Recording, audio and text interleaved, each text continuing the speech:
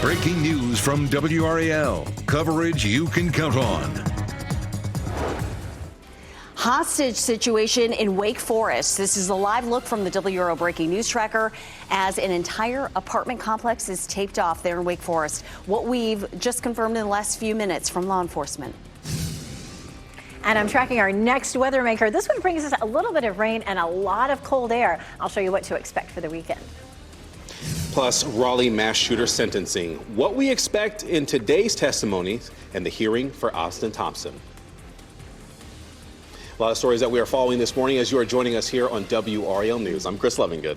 And I'm Renee Chu. Great to have you with us on this Friday. And I just realized, finally, we have a Friday that we are not talking about a weekend winter storm. Blessings. But we do have rain on the way. Meteorologist Elizabeth Gardner walks us through that. Yeah, this one does not look like a big winter storm, but it could change over to a few flurries as it moves on out. Definitely has snow associated with it to the north, and there may be some snow in the mountains and in Virginia, but right here in our little part of North Carolina, it really just looks like rain. It does roll in right in time for the evening commute, so that could make things messy as you're trying to come home. It lingers into the evening, so if you're headed out for dinner or to a show, you may have to take along the umbrella. This is a live look at downtown Raleigh right now. Our skies are clear and temperatures are chilly. It's 22 degrees right now, which is about 10 to 15 degrees colder than this time yesterday. Right now, our winds are fairly calm, but as we go through the day, there may be a little bit of a wind chill. For example, it does feel like 17 in Fayetteville right now. It's 23 in Southern Pines, 22 in Rocky Mount, and 18 up in South Hill. So definitely a colder start than yesterday. We climb into the 40s by lunchtime, and we'll see a high of 48 with that quick round of some rain. It does look dry for the weekend, but the wind chill could be bitter tomorrow. We'll take a look at it coming up. Ken? All right, Elizabeth, at 6:01, a rather quiet start to the morning commute. We'll take a live look at I-40 and Wade Avenue. Traffic is beginning to pick up just a bit, but flowing nicely in both directions, east and westbound. As we widen out the view, give you a look at all the routes coming into the Raleigh-Wake County area. Very little to no delays. On I-87, you're looking at a 1-minute delay coming in from Nightdale. Similarly, you're coming in from Wake Forest on US 1 South, just a 1-minute delay. But all the other routes, I-40 eastbound, US 1 North coming in out of Apex, coming in out of Garner, Johnston County, I-40 westbound, delay-free. You're getting ready to head into the car, though. Tune us in on the radio, 101.5 HD3. Ken, thank you. Within the last 5 minutes, we've confirmed that there is a hostage situation happening in Wake Forest. WRAL's Ali Calabar is live outside the New Hope Village apartments from the WRAL Breaking News Tracker. And Ali, police have been there on scene for hours now. Since around 11:30, and we've just learned, Renee, within the past 5 minutes that Wake Forest police confirming with us that a person is barricaded inside this apartment unit with a hostage, and that's why we're seeing all of this police presence. More than a dozen police cars are out here. We're also seeing police tape lining the entire building right here. We were told to stay far back from the scene and behind the police tape because of this active scene that's happening right now. We did see a white van that police were going in and out of. Of course, we are staying on top of this. We're working to find out if there's any threat to the public at this time and just what's happening, what led up to this hostage situation. We are keeping you updated on WRAL. Reporting live in Wake Forest, Ali Calabar, WRAL. Today, the prosecution is set to wrap up its case in the sentencing hearing for Austin Thompson. He is the teenager who shot and killed 5 people in Raleigh's mass shooting in 2022. WRAL's Flynn Snyder is live outside the Wake County Justice Center.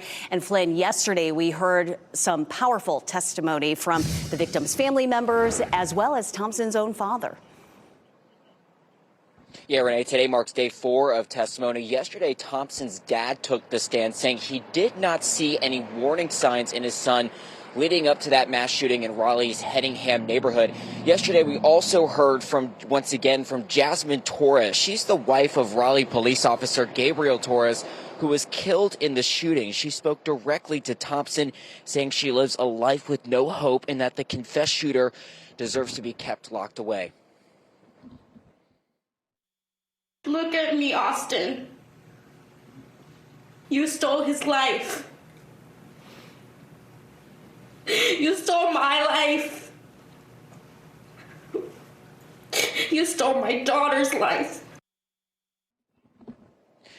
Her testimony came as prosecutors read a note that then 15-year-old Thompson left behind. In it, he writes, "I did this because I hate humans." When court resumes at 9:30 this morning, Thompson's defense team is expected to cross-examine a digital investigator about Thompson's internet search history. The prosecution is set to wrap up its case today before all eyes turn to next week, when the defense is expected to begin its presentation. Flint Snyder, WRAL News, live in Raleigh. We have extensive coverage of this case on our YouTube page. That includes the most impactful moments from testimony and analysis from our team of reporters. Well, there are students at Shaw University who have been displaced because of a fire that happened at their dorm. And we heard from firefighters this morning, and they say this happened because of an accidental electrical fire. Let's show you some more video from the scene. The fire happened last night on the 3rd floor of the Dimple Newsome dorm. The fire department says the 3rd floor is uninhabitable. Students we spoke with say they've had to go out with heat and hot water specifically during one of the coldest winters in years. And one freshman we spoke with says the cold forced some students to use space heaters. The rooms have no heat, so they're like freezing cold. So he probably had a heater and maybe left it on a little too long, and it caught on the sheets and caught on the bed and everything. We are still trying to figure out when students will be able to return to the building. And WRAL has previously reported on similar issues at dorms at Shaw. In a statement, the school says they are aware of the heating and water issues and they are working to fix it. A man is in critical condition this morning after shooting in Selma. This happened at an apartment complex on Ricks Road. When the WRAL breaking news tracker got there, crime scene tape blocked off the back parking lot at the Meadows Apartments. Police tell us they found a 20-year-old who had been shot there. No motive or suspect information has been released. Raleigh police have released the autopsy of the man shot and killed at a North Hills restaurant just over a year ago. Police say Jonathan Schaefer was shot and killed at Raleigh's Coquette restaurant last January. The autopsy confirms that Schaefer was shot 8 times, and police say he was killed by head chef George Cullum Jr., who's here on your screen. Schaefer and another co-worker were shot as they were preparing to open the restaurant, and the other employee was taken to the hospital with minor injuries, and police say Cullum shot and killed himself. It has been nearly 1 week since the disappearance of Nancy Guthrie from her Tucson, Arizona home. Authorities in Pima County are giving us new details about the timeline of her disappearance. They say her doorbell camera was disconnected at 1:47 Sunday morning, and software in the home detected a person on camera about 25 minutes later, but there is no video available. Her blood was also found on the porch of her home. Meanwhile, Today Show anchor Savannah Guthrie and her siblings are pleading for their mother's safe return after reports of a ransom letter connected to the disappearance. This is Cameron Guthrie. I'm speaking for the Guthrie family. Whoever is out there holding our mother, we want to hear from you. We haven't heard anything directly. We need you to reach out, and we need a way to communicate with you so we can move forward. But first, we have to know that you have our mom. We want to talk to you, and we are waiting for contact. The local sheriff believes Nancy Guthrie is still alive. So far, there are no suspects linked to her disappearance. Happening now in the WRAL Live Center. For the first time, the U.S. and Iran are set to meet for the first time since last year. So this information here coming in from AP News, where we found out that a delegate from the United States will be meeting with Iran in Oman. So this is the first time that they'll meet since the U.S. bombed one of Iran's nuclear sites last year, and weeks after authorities in Iran killed thousands of anti-government protesters. So we'll be sure to keep following this here in the Live Center. Kelsey, thank you. We are getting a detailed look at Kerry's finances from 2025 and our first look at the independent audit after the resignation of Kerry Town Manager Sean Stiegel. The new information was released at a town council meeting last night. The feedback about Kerry's financial statements were mostly favorable, but the audit also showed Stiegel did not emphasize the need for compliance or accountability. The results of our procedures did indicate that your former town manager did not always consistently model or reinforce the expected ethical behavior that is laid out in your policy. Another area of weakness in the audit was a missing financial report from the town of Cary related to a $2.1 million grant. It's important to note that the independent audit did not review 100% of the town's transactions in 2025. The state auditor, Wake County DA, SBI, and a private law firm are also investigating the town's finances. Law enforcement identified the man shot and killed by a deputy in Nash County. And this was a story we first brought to you as breaking news yesterday morning. Officials identified the man as Christopher Erb, and we learned that his daughter called 911 Wednesday night saying her father was holding a knife to her mother's throat. The daughter also said Erb claimed that he wanted, quote, death by cop. And after more than an hour of negotiations, the sheriff said Erb raised an AR-style rifle, and that's when a deputy shot him. The SBI is investigating this. Big news for Panthers fans this morning. Former All-Pro linebacker Luke Kuechly was selected to join the Pro Football Hall of Fame's 2026 class. His teammates and coaches all in agreement that no one worked harder or prepared more for games than Kuechly. During his 8-year career, he led all linebackers in tackles and interceptions. He was also a crucial part of the Panthers' run to Super Bowl 50.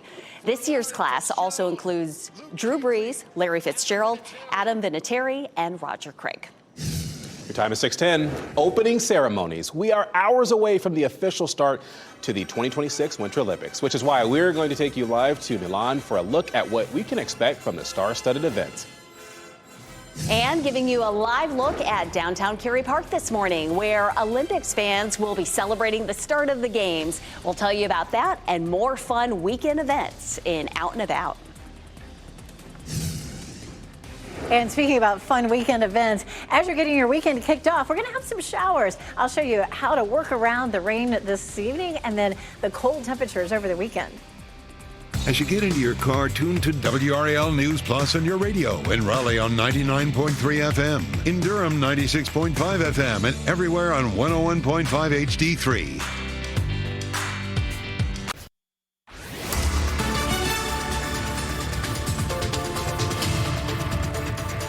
6:14, our next weather maker dropping out of Canada. It's going to bring us a few scattered showers right around the evening commute and then deliver a blast of really cold air for the weekend. We're sunny right now and chilly, and then right around 4 or 5 o'clock, the rain rolls in. I'm going to walk through that with Futurecast in just a few minutes, but it's going to be through dinner time and then it moves on out. Here's a live look at Rocky Mount Mills. All's quiet. You know, there's still some piles of snow out there, and we're not going to see a whole lot of those piles melting over the weekend, but we're not going to add to it. This will be, of course, you know, the first weekend in the last several that we haven't had a winter storm. It's cold enough, though. 18 in Lewisburg and Tarboro, 18 in South Hill. It's 24 in Fayetteville and 23 in Irwin right now. So walking the dog, it's going to be another bundle up day. You know, put the sweaters on the dogs too. Our temperatures in the upper 40s. But if you're walking the dog right after work, it's likely to be a little on the wet side. Again, I'm going to walk you through Futurecast in just a few minutes. Ken? All right, Elizabeth, weather and traffic every 10 minutes. We're going to start outside, give you a live look at I-40 and Aviation Parkway. Traffic is definitely picking up in those east and west lanes, but moving at a nice steady clip. Now, many of you might be planning maybe a Super Bowl getaway, a weekend trip. You're starting a vacation. We checked all the routes for those of you getting ready to head to RD International. No delays whatsoever, so you will get to the airport on time. Coming up, a look at some drive times and some of the major routes coming into Raleigh. We have breaking news this morning, a hostage situation unfolding right now in Wake Forest. This is a live look from the WRAL Breaking News Tracker of that scene at the New Hope Village Apartments on North Allen Road in Wake Forest.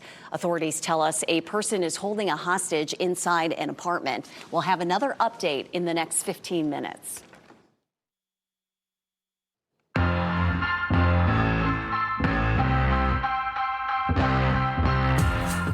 A weekend full of fun events after winter weather these past 2 weeks. All right, let's see what's going on in WRAL's Out and About Best Bets. So, after being delayed by winter weather, Astronomy Days will be back this weekend at the NC Museum of Natural Sciences. This free event includes opportunities to meet scientists, hands-on activity, and so much more. This year's theme is Passport to the Moon. That event will run through tomorrow and Sunday. Triangle Pop-Up in Raleigh Ironworks is hosting a Lunar New Year market this weekend. The event will include food trucks and chances to shop from AAPI-owned businesses. The market will be at the Raleigh Ironworks over on Atlantic Avenue tomorrow from 11 until 4. And happening tomorrow in Cary, an Olympic watch party in downtown Cary Park. The event will include big screens to watch the Winter Games. There will also be a chance for people to test their skills with games and challenges. That will last from 1 to 5 tomorrow. For more weekend best bets, go to WRAL.com and search Out and About.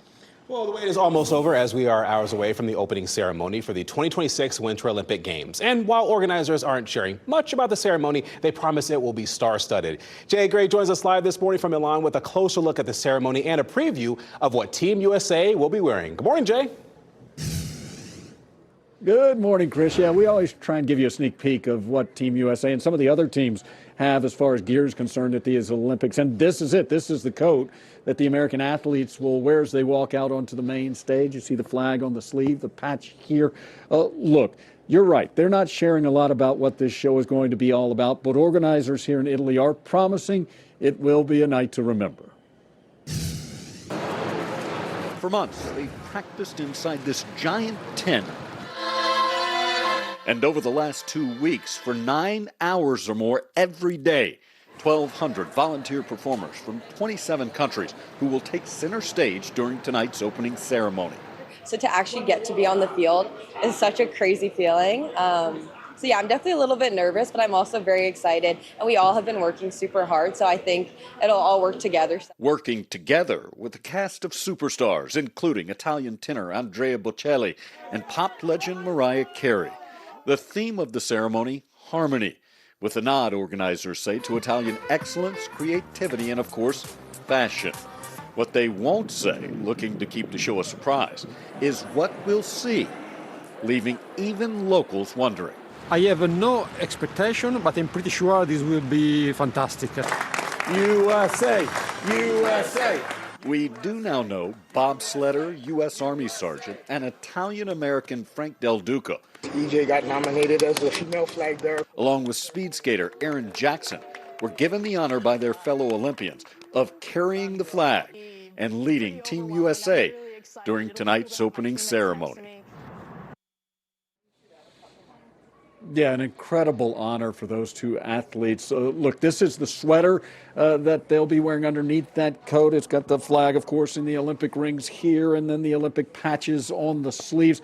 If the weather stays like it is right now here in Milan, you may see a lot more of these sweaters than that heavy wool coat. Chris, should be a terrific night. Hope you get a chance to watch. I think a lot of people will, and I like how you've been having your own little fashion week showing off the different outfits there, Jay. Right, you take care. Absolutely. Well, you can, of course, watch the opening ceremony of the Milan Cortina Olympics live on WRAL this afternoon. That spectacular celebration features the Parade of Nations and the lighting of the cauldron, and this will repay on WRAL in primetime at 8 p.m. Jay Gray rocking that sweater. That's a nice look, that red, white, and blue Team USA sweater. I love it. Did you get some swag like that when you were covering Rio? Yeah, a little bit. Not what Team USA was wearing, but, some NBC Olympics and pins and the Olympic pins, too. I thought that was really exciting. I can't believe that was 10 years ago. I know, I can't either. It was an experience. All right, well, snow in Italy, but we get rain here. We do. We're going to see that this evening, so be prepared for that. If you have plans to be out this evening, even around the evening commute time, it's going to be a bit on the messy side. But that's it for the weekend. We were talking about all the out and about events, and there's several outdoor events. They're all going to be fine, but just know it's going to be really windy on Saturday, gusts up to 40 miles per hour, and the wind chill is going to be bitter on Saturday. Sunday also going to be really cold. So there is still some black ice left over from yesterday's rainfall and sleet and a little bit of freezing rain, but mainly that's back to the west. Another round of snow hits the mountains for this evening. Let's take a look at some of the snow they saw yesterday. So it seems like storm after storm for those folks. A few pictures from Hendersonville that we have to share with you. And maybe we'll catch that a little bit later. All right, our next weather maker, you've got the cold front that's up to the west, and that cold front's going to come swinging through. That's our next weather maker. That rain's going to make for a messy evening commute, and then behind it, it's going to deliver all that cold air. So here's a look at Futurecast. A little bit of cloud cover starting to push in right around lunchtime. It will be snow to the north. It's going to be snow into the mountains again, but what we'll see is rain. Around 4 or 5 o'clock, it starts to push through. It moves out by about 7 or 8, so it could stick around long enough to make it so you may need an umbrella if you're heading out to dinner or to a movie. Then we clear out, and it stays clear through the weekend. We'll see a high of 48 this afternoon, and then we're in the 30s on Saturday and Sunday. And then, of course, Saturday is going to be very windy. And so just keep that in mind. Super Bowl Sunday around here at Super Bowl time, kickoff time, around 35 degrees and about 29 at 10 p.m. But we're going to see nice, clear skies. Over in San Francisco, where they're having the game, it'll be in the 60s. Maybe you like that. And so just for you, how about some 60s on Tuesday and Wednesday? Just for you. That's a gift. Those 60s, isn't We'll it? take a gift. Now you're going to owe me. Yeah, exactly. Hey, we're going to start on that northern loop of the Beltline, give you a live look at I-40 and Ridge Road. Those are the westbound lanes moving away from us this morning as we give you a wider look at the entire loop of that northern part of the Beltline from 87 to the 440 all the way over to Wade Avenue. You see it's clear sailing all the way. For those routes, those other major routes coming into the Raleigh area, no delays whatsoever. I-40 east and westbound, US 1 north and south. And you're coming in from Nightdale, delay free at this hour. You're getting ready to head into the car. Tune us in on the radio, 101.5 HD3. School officials charged. The accusations surrounding 3 administrators with Durham Public Schools and the new lawsuit accusing them of tying up a 6-year-old student with autism. And it is Super Bowl weekend, and we are getting a closer look at the big game, which is why we're going to talk to you about some of the events that are already happening.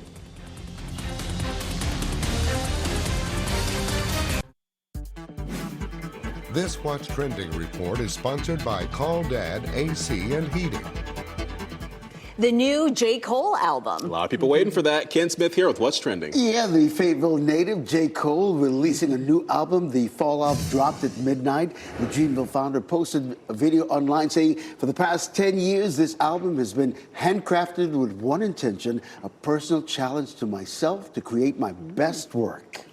And he took some time with this one. Cole hasn't released an album in nearly 5 years. You may remember the offseason was released in 2021. I'm sure some people are already streaming it or trying to order a copy of it for themselves. 100%.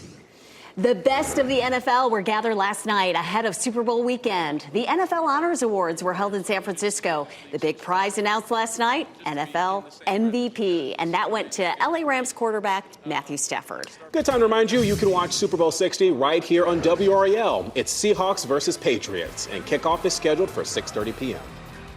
Ahead at 6:30, Shaw University fire. Students were forced out of their dorm overnight. What we know this morning about the people that had to leave the building. And Austin Thompson's sentencing. What we can expect in today's testimonies in the hearing of the 2022 Raleigh mass shooter. And colder air is already here. It feels like about 10 degrees colder than it did this time yesterday. Even more cold air arrives just in time for the weekend. I'll show you the rain sandwiched in between coming up.